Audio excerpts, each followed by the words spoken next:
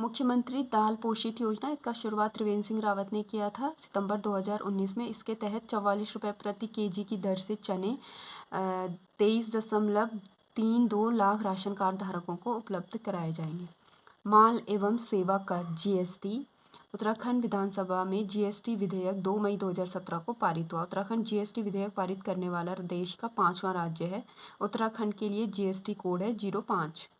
1 जुलाई 2017 को जीएसटी विधेयक पूरे देश में लागू हुआ, जिसके लिए जीएसटी परिषद 12 सितंबर 2016 को बनाई गई। इसके अध्यक्ष केंद्रीय वित्त मंत्री थे। जीएसटी एक प्रकार का अप्रत्यक्ष कर है, जिसके तहत सेवा कर, बिक्री कर आदि शामिल किए गए हैं।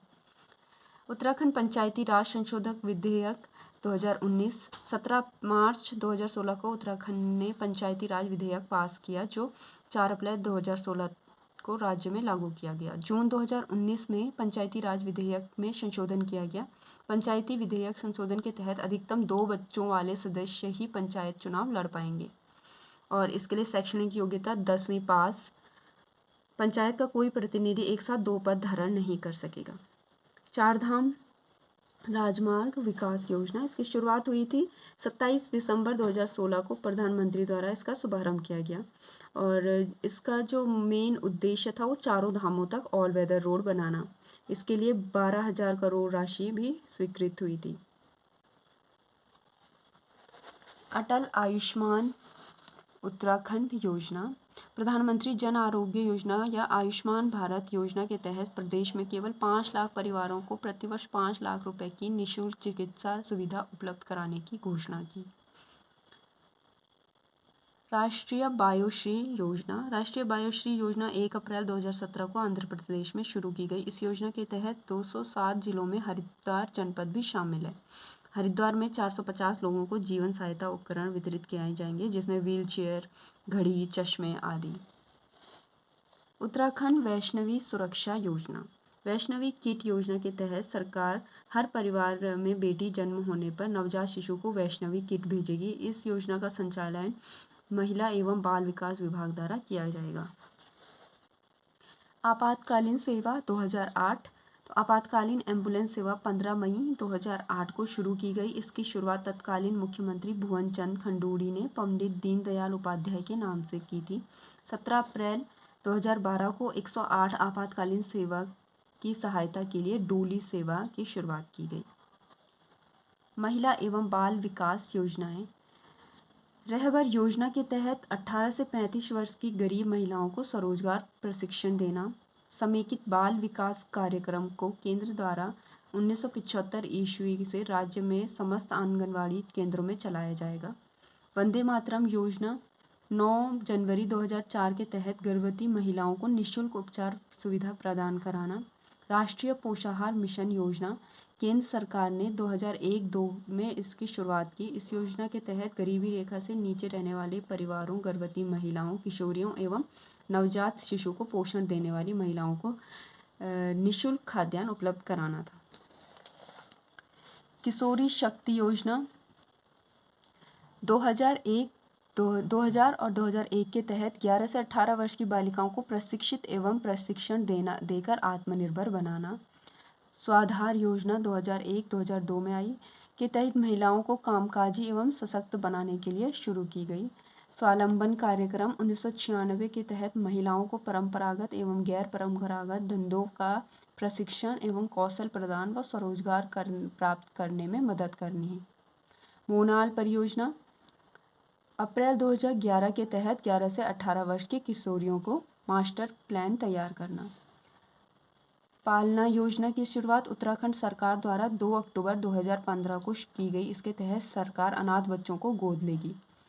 खिलती कलियां योजना उत्तराखंड सरकार द्वारा 15 अगस्त 2015 को शुरू की गई। इसके तहत 6 वर्ष तक के बच्चों को कुपोषण से बचाने का प्रयास किया गया। प्रसूति प्रसुविधा अधिनियम 1961 ईस्वी के तहत गर्भवती महिलाओं को सवैतनिक अवकाश दिए जाने का प्रावधान है। दहेज निषेध अधिनियम 1961 में पारित हुआ।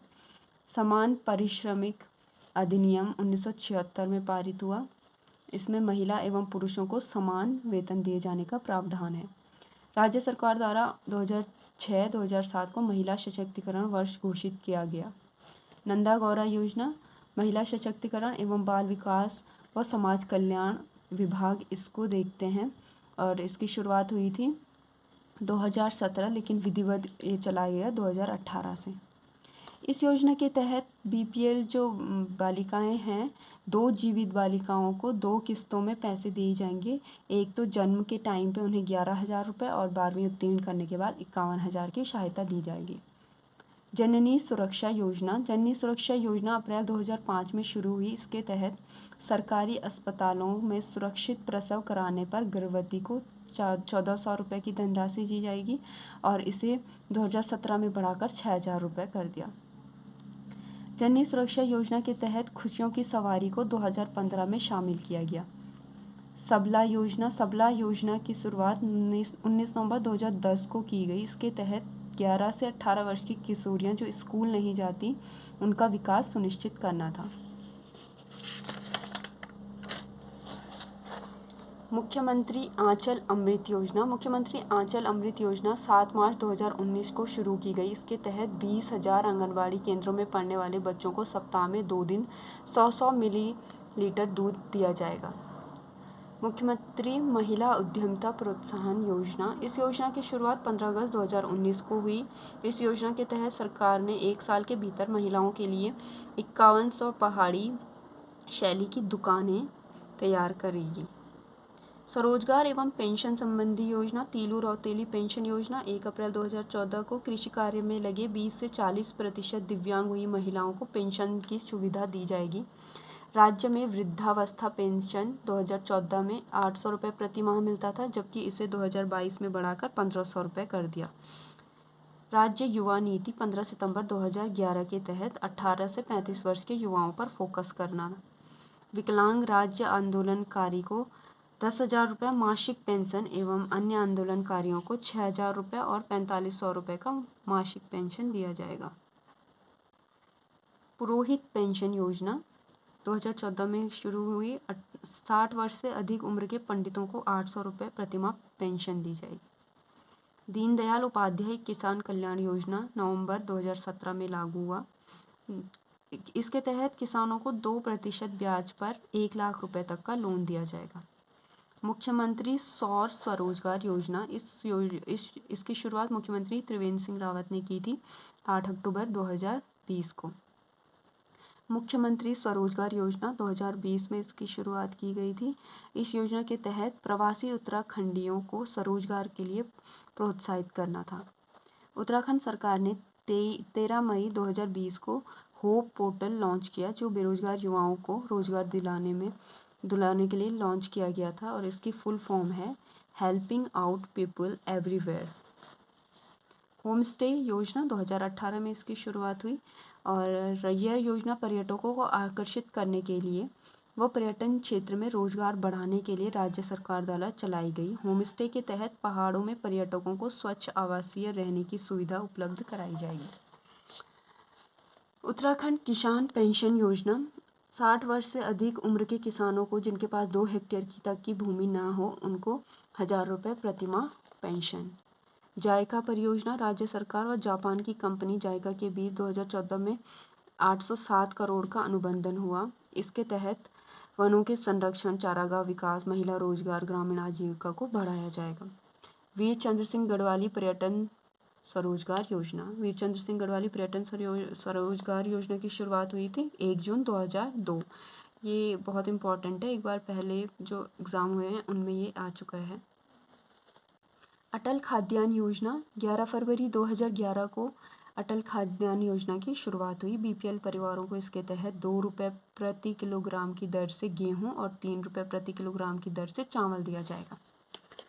राज्य में शिक्षा संबंधी योजनाएं, तो शिखर परियोजना है जो महाविद्यालयों में रोजगार परक आईटी शिक्षा उपलब्ध कराई जाएगी। आरोही परियोजना माइक्रोसॉफ्ट और इंटेल के सहयोग से अध्यापकों और विद्यार्थियों को कंप्यूटर का प्रशिक्षण देना।